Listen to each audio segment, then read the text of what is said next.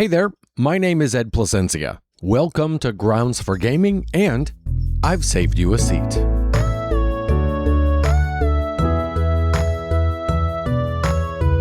Well, let me tell you, it has been a busy week since we spoke last. When I talked to you last week, we had some family in town, and yesterday my wife Sarah and I just arrived back from a trip to Chicago.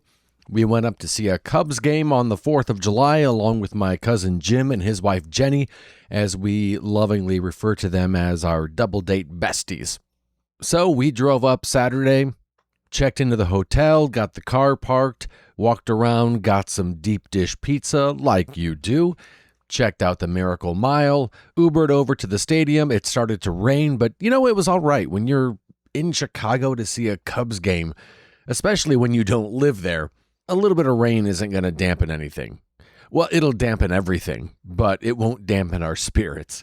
We were fortunate enough to get some seats that were undercover, so we could just go in and sit down and watch the rain delay begin. The game was delayed for about an hour or so, and we just had a really, really good time. The Cubs were the Cubs. We didn't score one run, but just being there was... Gosh, I forgot how nice it is to be at that stadium, especially for a game. Just the vibe is so electric, and being there was, man, I'd forgotten how much I missed it. As the game went on, the fog started to set in. There was kind of a mist the entire game, but at one point there was another delay because the fog set in so much I couldn't see the scoreboard in center field. It was pretty crazy how it set in. And then after a short time, the game picked up again, and we were, as Cub fans are wont to do, people started to trickle out around the 8th inning when you could kind of tell how it was going to go, and did go. And for a brief moment, we were tempted to do the same thing and just head out. But, gosh darn it, we had talked about fireworks and the 4th of July at Wrigley Field for some time now, and we went ahead and stuck it out, and I'm really glad we did. The fog lifted, of course. A new fog as a result of the fireworks settled in over the stadium, but it was just really, really nice to spend a holiday that way, especially 4th of July. It was really, really special, so I really had a nice time with Sarah and, of course, our double date besties, Jim and Jenny. And, it's nice not only to have friends who are fun and easy to travel with. They've kind of become our travel buddies over the last year or so, now that their kids are out of college and kind of on their own. But it's kind of a bonus that Jim is family. I never really, because I moved around so much in my early 20s and pretty much until I moved back home, I was never really close to a lot of family for an extended amount of time. And so it's nice to be back and hang out with family and find out that, yeah, Jim and Jenny are great travel companions. We can keep on doing this. And it's almost like every time we get together, we make plans for another trip down the road. And one thing I noticed this weekend was I really cherish the fact that not only do we get together and plan future trips together, we actually do them. And, how many times do we catch ourselves saying, man, we always talk about doing X, Y, and Z, and we never do that. And that happens to us all the time. And it's very, very cool to suddenly find ourselves in a stage of life where we are coming up with fun things we want to do.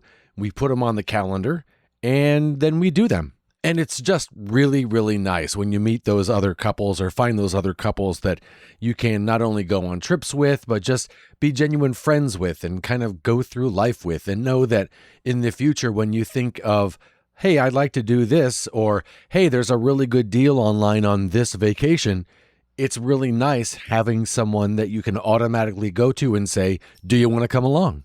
On the way back from Chicago, we found an amazing coffee shop. My wife is the best at finding amazing coffee shops when we're out and about and in a new area. About an hour outside of Chicago, Sarah found a place called Fluid Coffee, and actually we found a few places by the same name. It's a small little chain up there in the northwestern corner of Indiana, and these guys know what they are doing. We intended to stop, get some coffee, get a bite to eat, and then go on.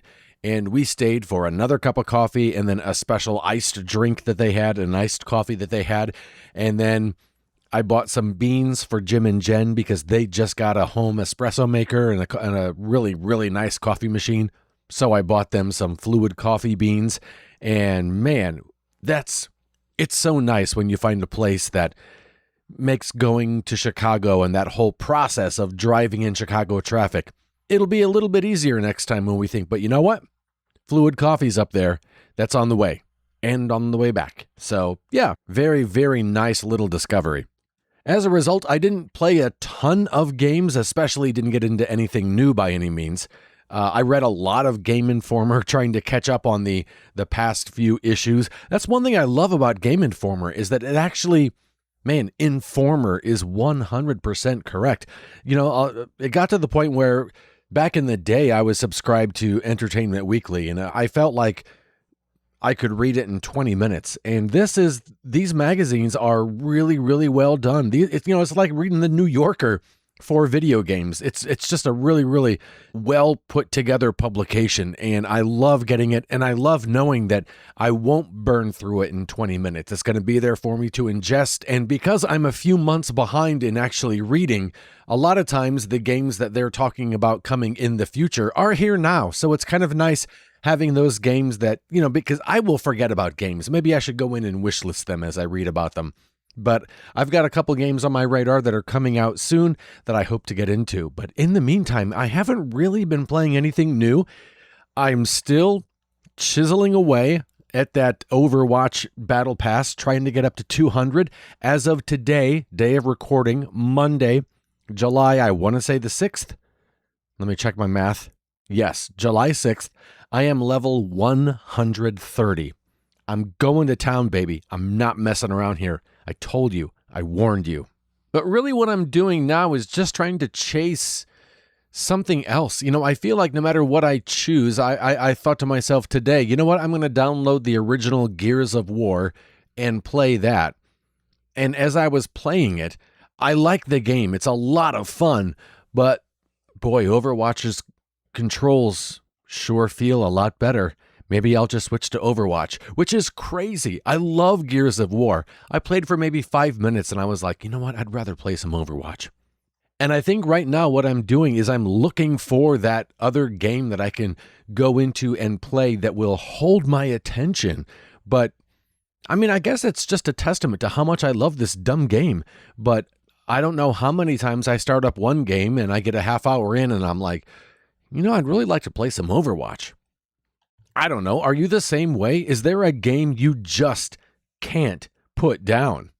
If there is, let me know. Email me, grounds4gaming@gmail.com. You can hit us up on the socials, Twitter and Blue Sky. Or, of course, you can answer the question in our Discord. The link is in the show notes. So yeah, is there a game you just can't put down? Let me know, and I might read your answer next time around. Like the answers we got from last week's question, I asked you, is there a game you loved that you got to watch someone else play for the first time? On our Discord, Josh Stapleton said my two oldest boys both got into the Zelda franchise, and it was fun to see them enjoy something that I really enjoy. Just having them enjoy gaming in general has been fun. We don't play a ton of co-op or multiplayer games, but it's fun to be able to discuss shared interests. Gronhellhammer said, I love watching people online play through the Legend of Zelda game for the first time, especially Ocarina of Time. Thus far, my favorite YouTuber who's playing through the Zelda games is Jangle Boy. He also does reviews on his experience of each game, and they're hilarious. So yeah, let me know. Is there a game you just can't put down? And hey, while you're answering things, why don't you tell me what you're drinking this week? I know I mentioned the Fluid Coffee Roasters earlier, but right now I am enjoying some Square One candy bar via my brand new espresso machine that has not let me down. So whatever you're drinking, Before you send me a message to let me know what you're drinking, let's just pause, take a sip together.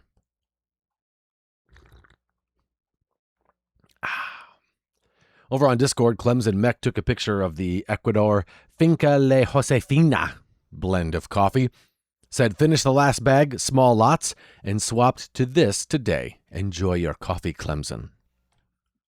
A lot of people this week are talking about PlayStation and their announcement that they will be going all digital in the future.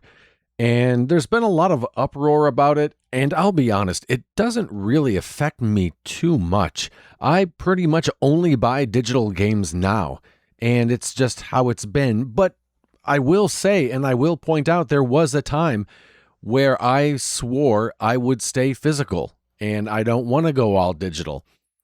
There wasn't a thing that happened, or there wasn't a turning point. Now I realize, oh, wow, I haven't bought a physical game since I don't know when. So it doesn't really affect me. The only way that it will is the only thing that's going to trip me up is Lego Dimensions. That's a game that was kind of like where it had the little toy pad and you put the toys on and they appear into the game. And so you have to have the toy pad in order to play the game. And I think that's why it's actually not in the PlayStation Store, because they don't want people to buy it and then realize, oh, I can't even play it because I don't have this toy pad to interact with. So they just don't have it in the PlayStation Store. So the only way to play it is on disc. And that's really the only thing that's going to trip me up. I don't play it all the time. I actually can't tell you the last time I played it, but I do like the fact that I can play it, because it is a fun game to just pick up and jump back into and just mess around for a while. So that would be the only bummer for me. I understand why people aren't a fan of it, but all I can say to that is there was a point where I wasn't a fan of it either. And then gradually I just kind of got used to it. And you know what? It's actually really, really nice not to try to have someplace to store all these game cases. It's just really nice to be able to just shuffle them in and out of my digital library and let it come and go and reinstall it if I need to. I know there have been games in the past that, kind of went away. I can't think of a game that's happened to me. That's just my personal experience. So I think it's just one of those, I don't know, maybe it's just a case of I fear change. And after a while, a year down the road, we may all forget what it was like to depend on discs, if we still do. I get why people are bummed. I get why people, I get the whole idea of needing physical to kind of, have a way to continue to play older games. I understand that. But what I don't understand is just the level of vitriol that I've seen posted around. I didn't see a lot of it just because I'm really careful about the way that I cull my social media feed. I'm very intentional about what I let slip through just because I don't need a lot of yelling and I don't need a lot of negativity in my life. Life's going to throw that at you anyhow. So why go out of my way to try to get more? I don't know. Is that going to affect you a lot? Do you feel completely different than I do? Let me know. Definitely, I'd love to get your feedback and your input. And, if you want to hop into the Grounds for Gaming Discord, again, link in the show notes, feel free to chat about it. We've got some amazing people over there. They're very civil. They're very, it's good discourse. Everyone in there is very respectful. So yeah, if you want to hop in and find someone that you can talk with about things like that without getting into a huge fight, hop on in. We'd love to have you. Hey, thanks for spending some time with me today. I definitely appreciate it. Grounds for Gaming will be right here when you're ready for another conversation, and your seat will always be waiting.